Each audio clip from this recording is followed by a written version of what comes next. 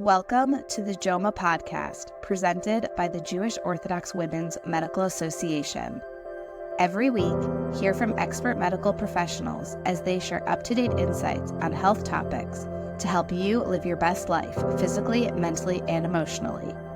Join us as we navigate the ever-changing landscape of healthcare and strive to improve the health of the Orthodox Jewish community.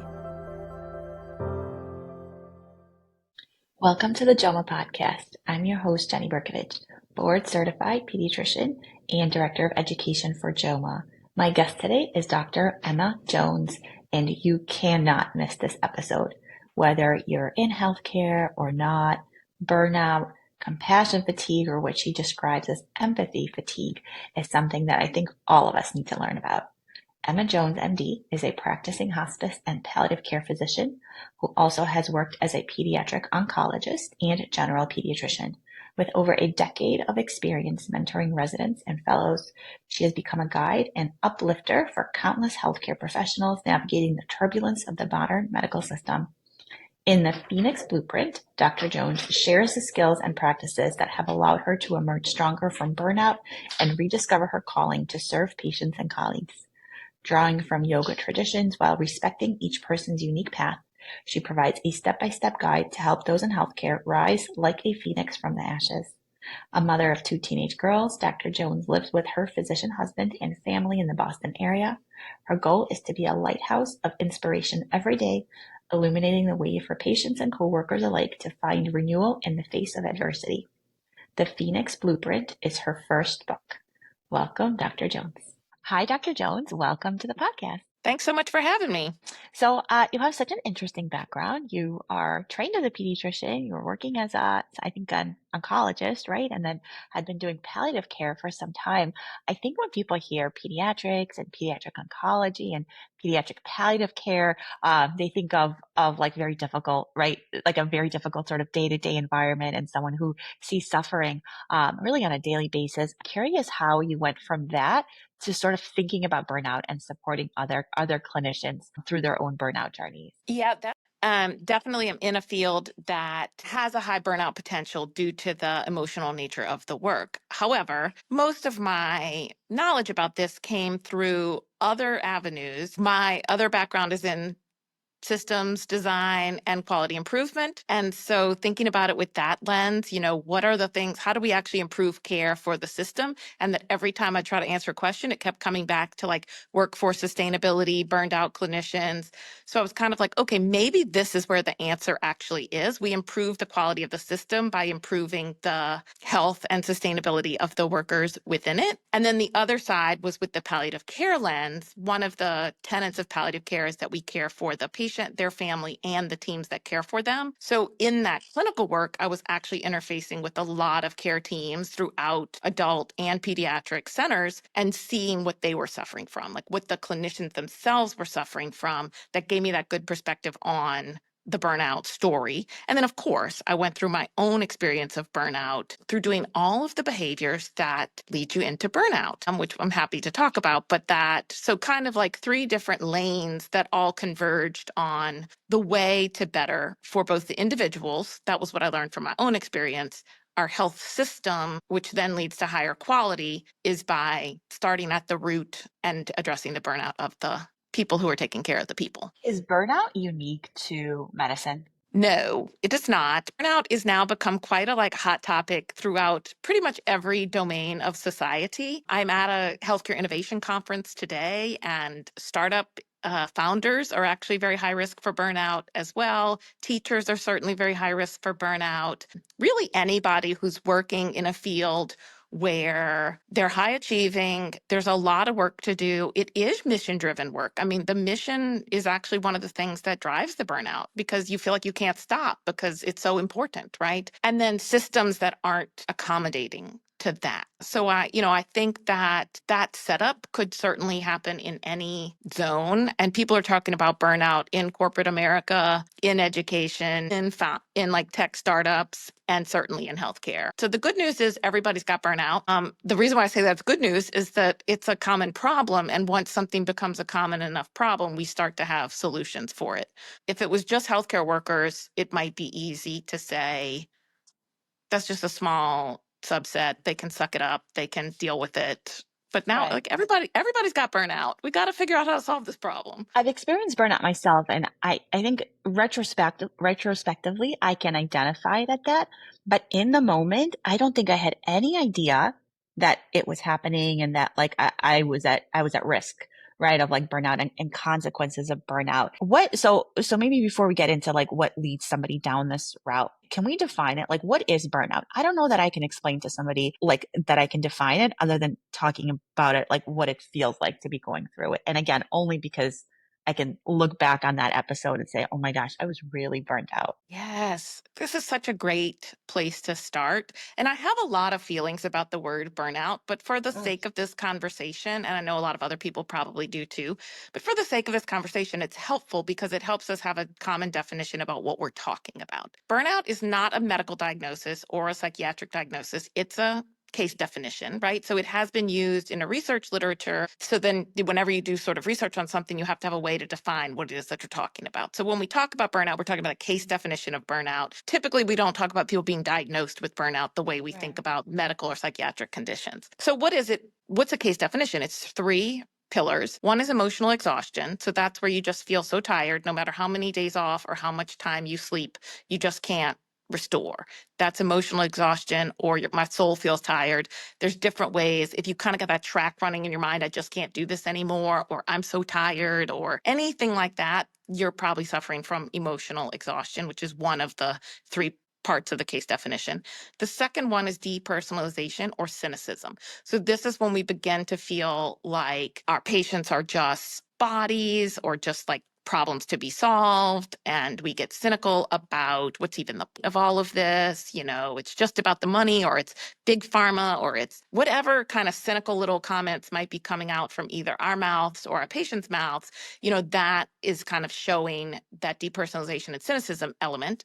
And then the third is lack of meaning and fulfillment. So basically, we can no longer attach to why we started the work in the first place. And that I see that a lot in healthcare and all those other sectors that we talked about, just kind of feeling like you're going through the motions. This can't be all that there is, right?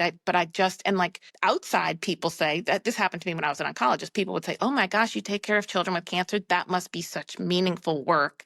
And like inside, I would just be numb and be like, is it? I don't know. It's what I do. It's my job. And that is kind of that lack of meaning and fulfillment, kind of ties into the cynicism and depersonalization, but a little bit of a different flair.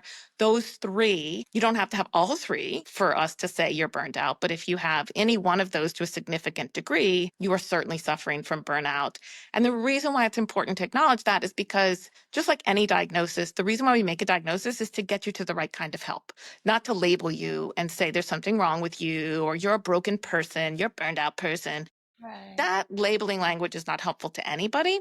The reason why naming it is important is just like you said, maybe I was in it and I didn't even know. That means I didn't know to look for help, or I didn't even know that help might have existed for the way I was feeling. I may not have even known anyone else felt the way I was feeling, right? Right. And I think the natural instinct for somebody who's experiencing any of those pillars would be to think of like, I have to get out, right? Either like I just have to like keep going until I can get out, or I have to look for ways out. And I think the point of labeling it, whether we call it burnout or maybe there's a more appropriate term, which I am curious about, the point is that, right, you can get help, you can get skills and tools, and you can actually like find meaning and fulfillment and happiness and joy in the things that you're doing. And you don't have to quit. Like quitting doesn't have to be the answer. Maybe it is, but it doesn't have to be, right? Yeah, I want people to choose the path that makes sense for them on their terms, not because they don't feel like they have any other choices. So, in the work that I do when I help people get out of burnout, this is kind of where I struggle with the word, because we name the negative as kind of the also how the help is, right? Like I'm a burnout coach.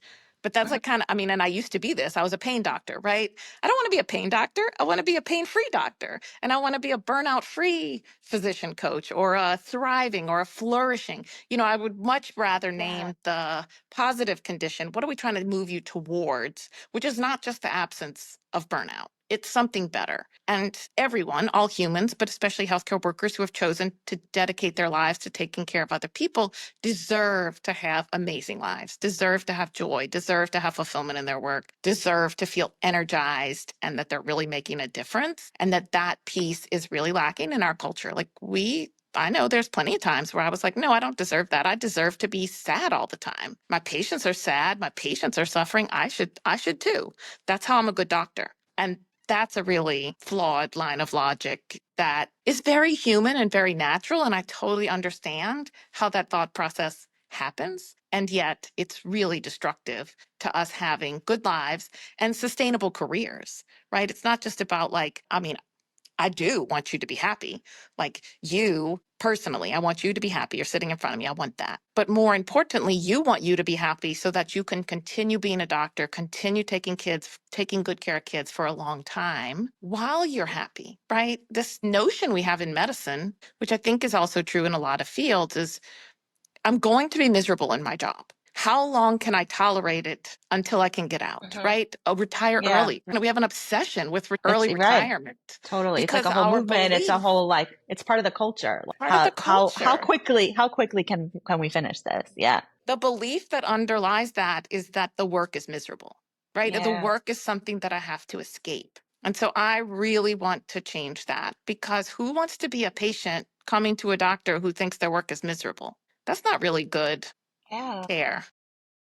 I want to call the wording, I think, into question a little bit further. So I've heard the term compassion fatigue used a lot. It feels like a really comfy and warm word because I feel like it's much more descriptive of Yeah. a lot of people's, right? Like a component of burnout. Do you feel like that encompasses the experience more, or that's like, it's a part of it? I think it's a part of it. And I think that it's an important part. I will nuance that language a little bit. And it's really empathy fatigue. Just when we think about empathy versus compassion, empathy is that feeling with, I'm suffering with you, just like I talked about, right? I'm a good doctor by suffering with you. I'm feeling your feelings. Yeah. Compassion puts that into action. One of the best definitions I've heard of compassion is when love meets suffering and stays loving. So if I stay loving, how could I be depleted, right? It's kind of like self-renewing. So actually one of the solutions is to move you from over-empathizing into compassionizing. Because if like the opposite of that, or the empathic version of that, is like when love meets suffering and also suffers, right? If I move into your suffering instead of drawing you into my love, I'm going to be wounded by that. And that's what this entity of empathy fatigue is I allow myself to be wounded over and over and over again. And I never heal myself because we don't have any systems of regeneration and renewal built into the way that we work. So then over time, I'm like death by 1,000 cuts, right? I've got an empathy wound, empathy wound, empathy wound, empathy wound, empathy wound.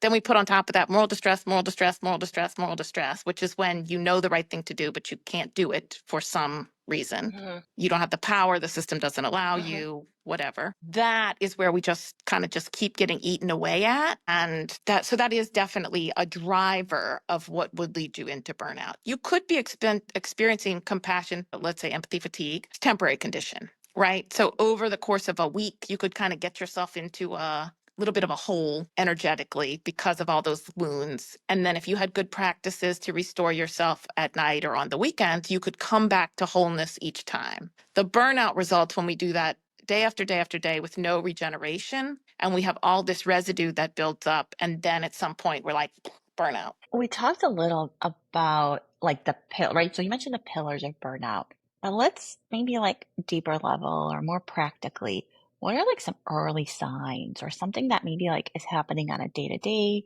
basis or someone's like experiencing that kind of like what I had shared, like I didn't recognize that there was signs of burnout, but in retrospect, like I was probably not very pleasant to be around at work. I was like very short with people. I would kind of like not engage beyond like whatever was minimally necessary in order for me to do my job. Yes. What are like sort of right like practical stuff that someone is listening to this thinking like, oh my goodness, that's me. Yeah.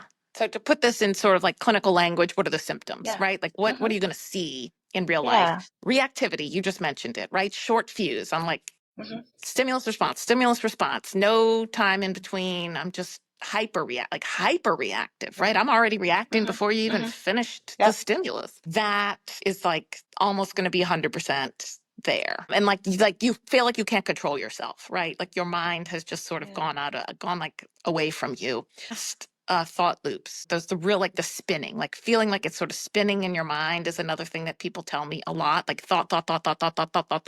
You can't even space them out or know what you're even thinking about, which then leads to mental fog, like a clouding. You feel like you can't think, you can't have a good thought because you've just got all that spinning. So you kind of feel dumb or mentally fatigued or brain fogged. And which also leads to physical fatigue. So heaviness in the body, kind of physical, draggy, heavy feeling is certainly a symptom that would show up. And well, I mentioned that I was like minimally engaging, sort of like just bare minimum in terms of like what was expected, instead of like going above and beyond, or maybe like calling a specialist for a patient. I would put in the referral and be like, whatever, they'll figure it out, even though technically that's part of the system, but it's not something that like I kind of pride myself in doing, especially looking back on it. yeah, that kind of detachment or numbing, that kind of numb feeling or detached, like it doesn't even matter, whatever. I'm just going through the motions. That's definitely a feeling. And then distraction. So a tend towards overdoing, multitasking, having to fill the space. If you feel, I often say, things like I don't remember the birth of one of my children because I don't think I was actually there. Like my mind was just so distracted by everything else that was going on. I could never be in one place at one time, to the extent that a very significant life event like that did not get written in the brain space as like an actual memory, right? So yeah, that if you feel just that kind of constant distraction, which is hand in hand with the hyper reactivity, I think.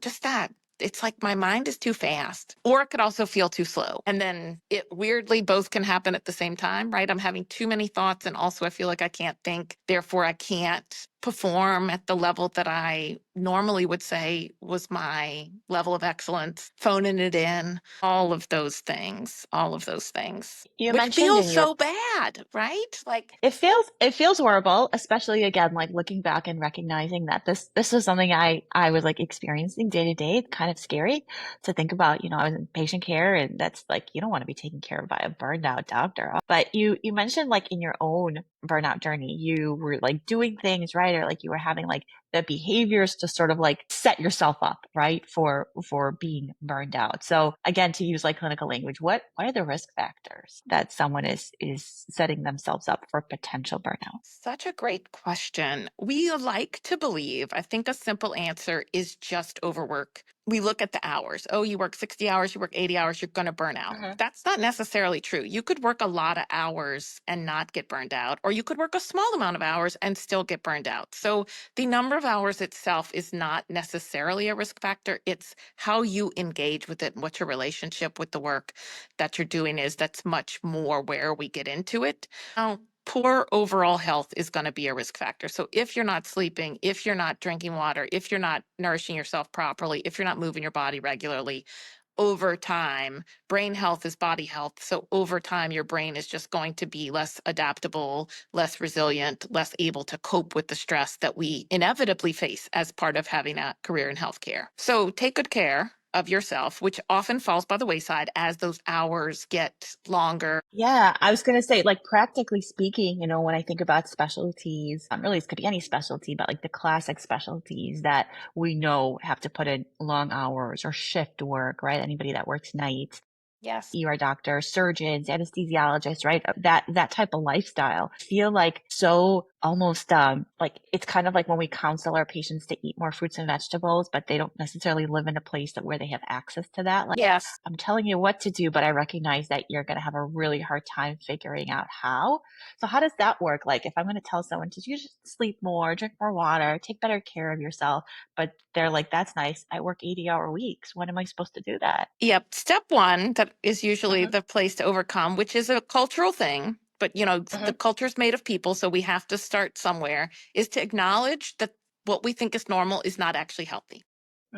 So if you can at least say, I work 80 hours, therefore I can't sleep enough, and that's a problem, we're already getting there. right? What I struggle with are all of us, myself included, so many people that I see. I work 80 hours, no big deal. Every doctor does it. This is just part of the It's part of the gig. culture. It's part of the culture. Yeah. I don't need a lot of sleep. We make up all these weird stories. Like, I Uh-huh. don't need a lot of sleep. My body thrives on 4 hours a night. Like, that is not true. You are not No. magical.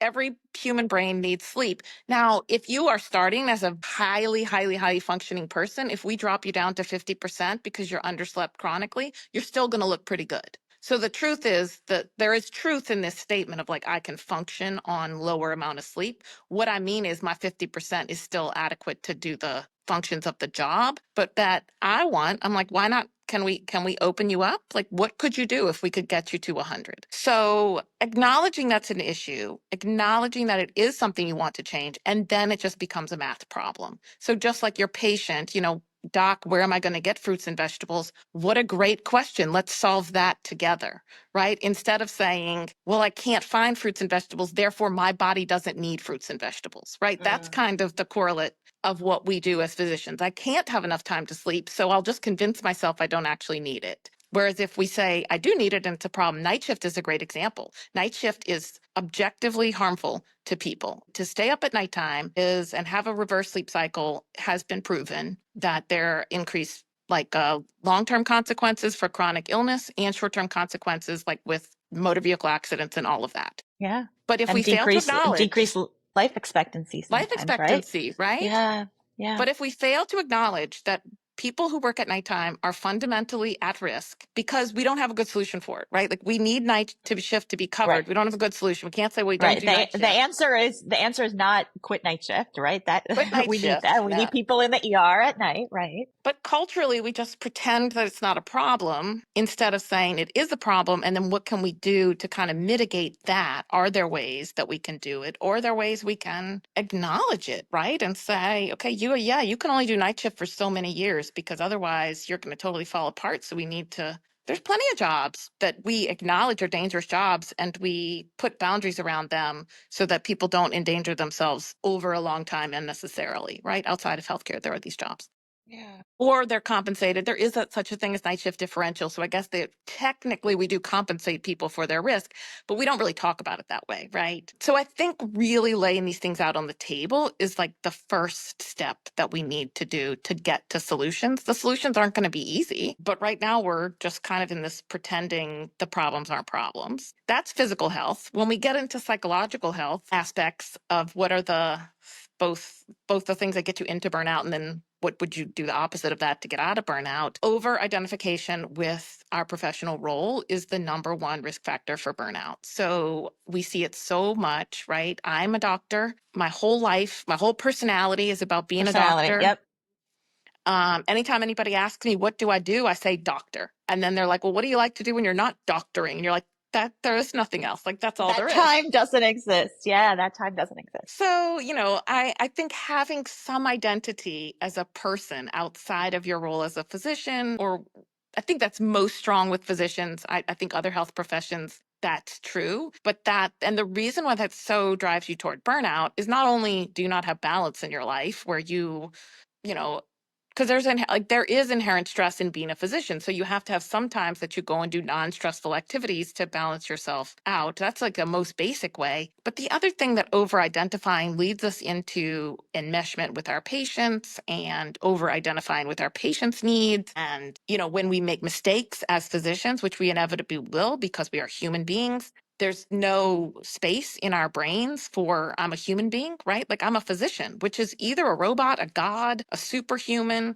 Like the identity of physician does not leave space for humanity. And when we overly grasp on to like, I'm a physician, you're just gonna burn out, right? Because like you have just made this really fragile case where any mistake, any misstep, any human need like sleep and water threaten the identity. And that's like fundamentally not sustainable. So you have to loosen that. You have to have hobbies or have something else. You have to hold that responsibility lightly, right? Like, yeah, I want to do a really good job. This is my role in this planet right now. I want to do a really good job at that. And yet, if somehow that went away, I'm still a human being and I'm still like a good. I think so much of that probably comes from the value that's placed on what we do probably during training, Yeah. right? Like in medical school and residency, there's so much value placed on the responsibility that you have as a physician that looking back on it, I think it would have been very hard for it to like not have been my whole personality because it was so like Yeah. pushed, right? It was like it was pushed on us. And then certainly, when you make a mistake in healthcare, sometimes it can be devastating. It could be, right, a life-threatening mistake. And I think the fear of that or right, that potential consequence of that just reinstills that like if you're a doctor, that's kind of all you are. That's your value as a person. So it's very scary Absolutely. to start thinking of yourself as being valuable to society, like if you don't have that identity. Yes, and that's where the work is.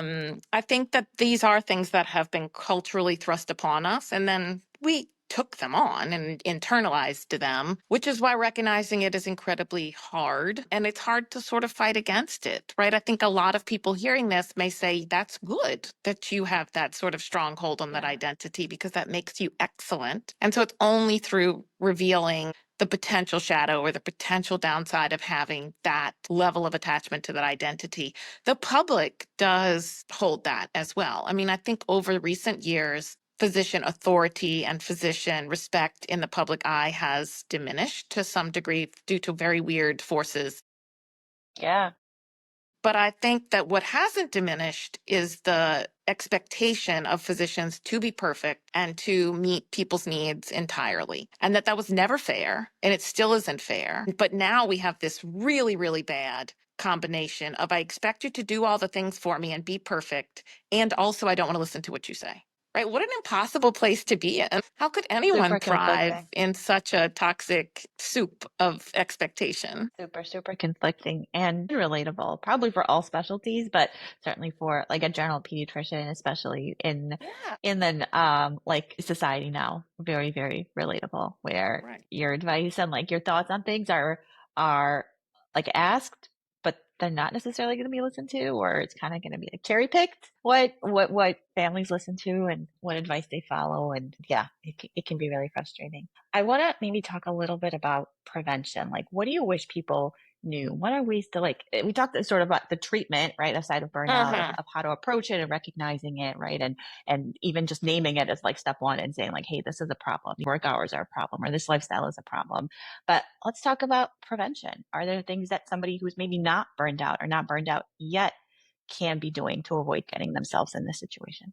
Yes, I think the number one thing to prevent burnout is to know that it's a risk for every single person. You're not immune, and that Mhm. you do need to actively prevent it. So it's an active prevention, not a just hope I don't get burned out. Yeah.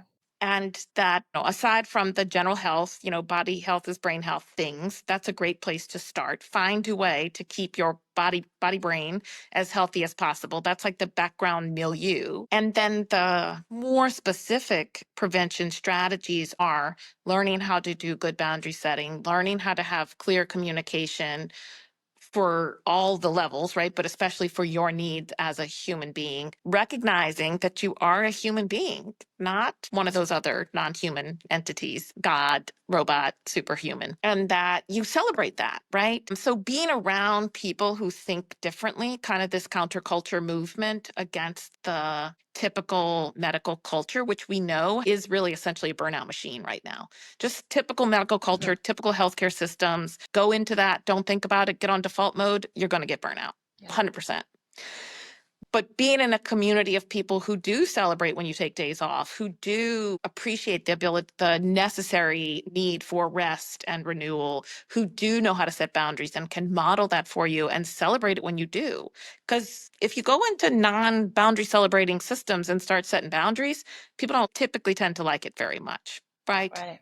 People who've been taking advantage of you and walking all over you, benefiting from your over sacrifice for 20 plus years, all of a sudden, when you say, no, I work these many hours and I don't work more than this many days in a week, they're going to say, oh my, what's wrong with you now? You've done it for all these years without complaining about it. What's changed, right? Excuse me for finally like admitting that I'm a human being with Yeah. human needs, right? So having somebody who can celebrate that, model it, if we're looking at like people who are in med school, nursing school, trying to come up in a system that's nurturing, you probably are going to have to go find that outside of the existing structures right now. My hope is that we get enough critical mass, right? We change a few hearts and minds one by one, and then the more systems at large and the culture at large starts to change. I do have optimism and hope for that. But right now we're still going to have to be on the side. But I think that that's critical. Finding a place where you can be supported in your journey through healthcare professionalism is really helpful. And for most people, that's outside of their employer or outside of their health system right now. Wow. I want to end by asking a question that